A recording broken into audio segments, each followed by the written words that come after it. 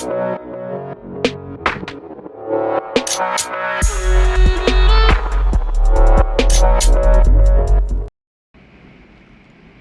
guys and welcome to the channel, Roll here, and today I'm coming to you with probably the most insane tanky can do anything crazy build I've ever made.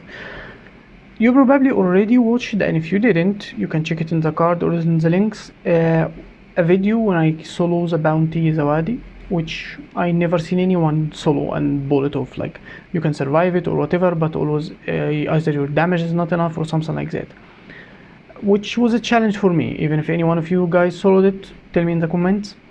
But it was an insane challenge. I almost thought it's impossible, but this build pulled through. It took me a lot of time to put this build together. So there is a lot of things in this build that's set in stone, and more things that actually too fluid, depending on what you want to do. If you want to push your damage higher, or if you want to be more tanky or whatever. Even the tankiest version can pull really decent damage, about 6k DPS stable, and the higher damage version, or the highest, can go about 10k or something. I'm talking without any support. So most people would go for the best build for Necro, something either Power Reaper or a Condition Scourge, and usually would say Condition Scourge is the most crazy and the best, but I think not. I think the Condition Reaper is better than Scourge, and it pulled what Scourge couldn't. I tried Scourge and it was impossible to do the insane Zawadi. So I'm gonna show you and put in the links the tankiest version possible, and probably one of the higher damage version or something. So please continue the video to understand the differences and everything, because the direct link will not help that much. Okay, unless you go full tank, well, yeah, you're gonna have the link for that. So this is, as I said, is a Bleed Reaper, like the old school Heart of Thorn Condition Reaper. What's set in stone is our first weapon set, which is Scepter Dagger, and those two skills, Plague Land for Elite and Well of Darkness, which was changed to trigger Chill, also not only blind, so now Chill trigger Bleed because of this trait, Deathly Chill. And this is how the build function in its core. What's optional is that we use in the other weapon set Dagger Warhorn, which you can go something like Dagger Focus for Boon Corrupt if you're against things that really demand it. I use Staff a lot of the time for higher damage and just spam Life Force too fast.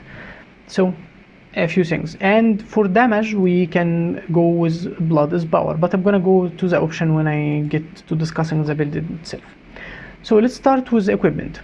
I go with Trailblazer armor, a full armor of Trailblazer, with the Rune of Crypt. I have weapons of Sigil of Generosity and Sigil of Malice on both sets.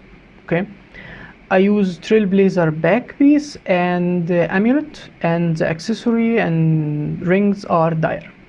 So I get exactly my bleed to almost 100, which it is the most thing we care about here. The build would function if you're on a budget or run an exotic you want to buy it from the trading post. You can go with full dire, it will still function really good. It's not a big deal. You're already using something like the Rune of Crypt, which is already magnificent. So now let's get right into the build. I use Curses, Soul Reaping and Reaper, which will work amazingly together. I run Curses 3, 1, 2, and Soul Reaping 3, 2, 3, and Reaper 1, 2, 2. This is the tankiest crazy version. Unless you're tanking against Condition, you could in theory run something like Consume Condition, but as a general, this is how I go. This is as tanky as, like, you know. And this is how I killed Zawadi. Actually in Zawadi I was running this trait because I was trying a lot of things and I forgot to change it. So I wasn't even functioning this great. If you're stable against something that you don't move that much, I would either really go with the swiftness to cleanse more condition, or would have gone at least with the vulnerability to have higher damage. Anyway, now the first line you cannot change anything about it, which work incredibly good with each other. We have higher bleed duration, 20%, which cut more into, we don't need that much expertise or whatever. and bleeding on critical. We also, with a 33%, have this trait which every 3 seconds, if you blind the target, you apply chill, with chill giving us deathly chill, triggering bleed. So this is really good with something like Deathly Swarm, and also would trigger twice on Will of Darkness, and also would trigger twice, I think, from a Plague Land, if you're not putting together, of course. So few things can trigger this trait and work greatly with it. And also inside Reaper form, we can have this blind that trigger the chill too. The second one is Fury on Enter Shroud, which really good that we have high Fury uptime to trigger something like Chilling Nova if we are going with a damage version. And also because of critical triggering bleed, and critical is giving condition to the enemy through Sigil of Generosity. So we can have really good, like we don't really worry about that, critical happen a lot because of also we can have Fury. And we go with Master of Corruption, since we're using the Plague Land, and in the damage version we would be using Blood's Power, when we get to it, of course. And against a lot of condition, we use also Consume Condition. So this skill is, you cannot go with anything else, do not change anything this trait. Plague Land in itself can save a lot of time and be a huge burst of damage, that a lot of their damage come from it too. And the last trait is critical chance is increased for each condition foe, and we spam a lot. That's why I said we have a lot of critical chance that we don't worry about. And the last one is Parasitic Contagion, which is one of the main sources of heals that we can have on this build. Do not get sidetracked with something like this or higher damage from this one. This is a tanky build that can do anything. We're not here to make a DPS build, okay? Parasitic Contagion is the way to go. Also Reaping, the first one is optional. Most of the miners here are effectiveness on all sources, from gaining life force, something like Shroud skill reduce recharge, life force is increased. So our Reaper form, from starting to gather the life force to using the Reaper anyway, is incredibly supported and great. For the majors, the first one is optional. If you want higher damage, you go with this, but you would have to be in a situation when you use the auto attack a lot, which we usually don't. That's not really happening, so I never really found the skill to be this good anyway, so I don't take it. I take this one for the swiftness and the extra condition removal, so I would make sure the conditions that damage me are removed easier. And this one for the staff. So if you're running the staff variant, you would take this one, no discussion about that.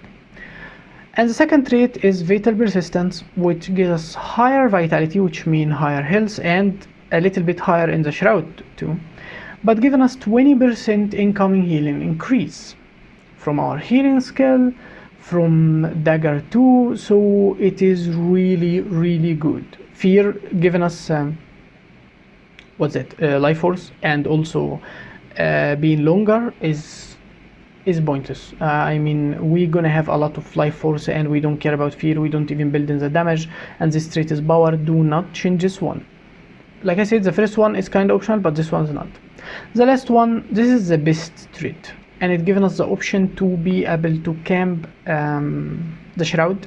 The auto attack in itself reach between 3 to 3.5k DPS if you're not doing anything else but auto attacking because of this trait. And the life force is tempting, but we already too tanky, and it's kinda and the second one is power, so do not change this one either. Now for Reaper, the miners are basically, if you inflict fear, you inflict also chill, which means fear also inflict bleed, so keep that in mind. Now blind on a 3-second cooldown inflict bleed through chill, but fear no cooldown will always inflict bleed. And lastly, that your chill duration is increased and your damage to chilled foes is increased. So the first measure is kinda optional, because if we're running shouts, which sometimes I could run it like this, basically higher damage version, then this trait become pointless, and I would get this one for higher CC and higher damage AoE, and it is great. which I run the build a lot of the time in this variant, not the incredibly tanky. This is the one I use for damage most of the time. And the other two are not optional. You getting higher might, stacks, and life force too, because of the other two traits are power and they don't concern us. And the last one is how we build the entire build around, which is Deathly Chill. So as you see, this skill would put blind, chill, and the chill would trigger bleed, and the blind would trigger chill, which will trigger bleed, but on a 3-second cooldown. This skill, we would cast it to inflict a bleed on a target and giving us ourselves might, 5 stacks, or if we close enough, 10 stacks if it hit. And then we use dagger 4 to give the condition on us to the enemy. Like, let me show you this. And now I gave him the condition and he was blinded. So you see how insane this damage became so fast? And this is exactly the point. You're gonna see me fighting a lot on this build, and you're gonna see how the sustain and everything, how it built. We also use the food of my usual things with condition, tropical peppermint cake and the word versus word one. And actually, because we have 20% higher healing, this food healing us every second by 102. Let me show you. As you see, 102. With parasitic contingent and with everything else, with our healing skill, we can be really crazy healing. You will see me soloing champion almost not losing health. So now, for higher damaging styles that you don't use a weapon set basically to gain life force and heal, like in a normal situations that you run around and just in a meta event or something, I would use staff most of the time. It will give me a lot of life force easy and will solve a lot of my problem. I would go spectral walk, and I could still go with this one, so I would keep even chilling nova, so I wouldn't run this skill, which you can still run it, or at least run this one and run this skill too, and the healing, it won't really matter as much, but we already have a lot of life force. And you can find yourself camping Shroud even more, or kiting and fighting from range like mad, which really effective in this build too. And this variation, you're gonna feel a lot of easy damage in a way, and it's really more effective, and I liked it to play it a lot. But the insanely tanky one, of course, was more tempting to keep. For most challenging, there is no Hearthstone boss, and most bounties I was able to pull was only this version, nothing else. This one, as you see it. But like I said, if you go on high tankier or better than this, you can change this one. And you feel free to take any one of those. If you want higher healing, you can take this one, and even higher life force, so it's up to you. Now for the rotation, I know most of you would be running the staff variant since it is the high and insane damage and still insanely survival, so why not? So I'm gonna start with the rotation this and then discuss the other one, the really tanky variant. So for the staff, you're gonna start with one ammunition of Blood's Power, and then the elite, and then the other ammunition of Blood's Power, and then remove condition with Mark 4, so you would give all that condition that on you as an extra damage to the enemy, and then trigger Will of Darkness, and then staff 5, 3, 2, move to the other weapon set, trigger dagger 5, skill 2, 3, and then enter Shroud 5, 3 and 2, then trigger the 3 one, and then poison, skill 4, you could trigger another blind and then leave Shroud.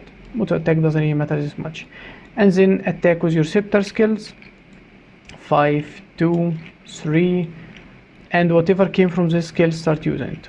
Always now you're gonna be actually having one ammunition, so use it and then give the condition with this one to trigger another blind, chill, bleed, and give the bleed and torment that you got from it. So as you see, we used only one condition removal here, and we didn't use this skill at all. But after leaving Shroud, we're gonna use the other ammunitions that we already got back, and because most of the time you'd be already getting back, and then use this skill. So you always get two sources of condition on you, this one, and you can remove them with this one and this one, 4 on each weapon set, the skill number 4. And Spectral Walk can save you from the condition that mobs get you, and also consume any condition from that left on you. With the Sigil of Generosity, also transferring condition from you to the enemy. For the tanky version, if you don't need to heal, kite, or life force or swiftness, like you're camping in a place fighting mobs that you don't really care to survive or whatever, it's so easy, you stay on Scepter Dagger. You don't move to the other weapon set to begin with.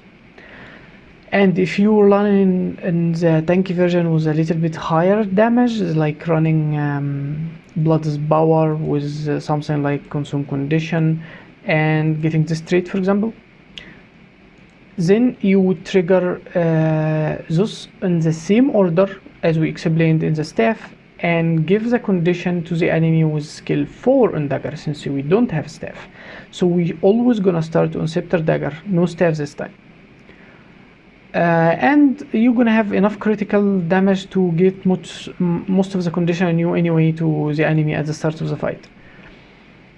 So you'd go with 1 ammunition, this one, second ammunition, this one, 4, 5, 2, 3, and then enter your shout to trigger 5, 3, 2, and then blast for 3, and then goes poison, and then leave.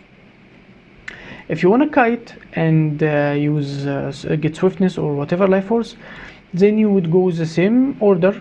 Even if you don't have Blood's Power and using the shouts, like this variant, you would trigger the shout, so it would lower the damage on you, since you already have rise minions and they're fighting with you. So you would start the fight around the mobs with it. So it is like Blood's Power, it functions the same. Off cooldown, use it, simple as that.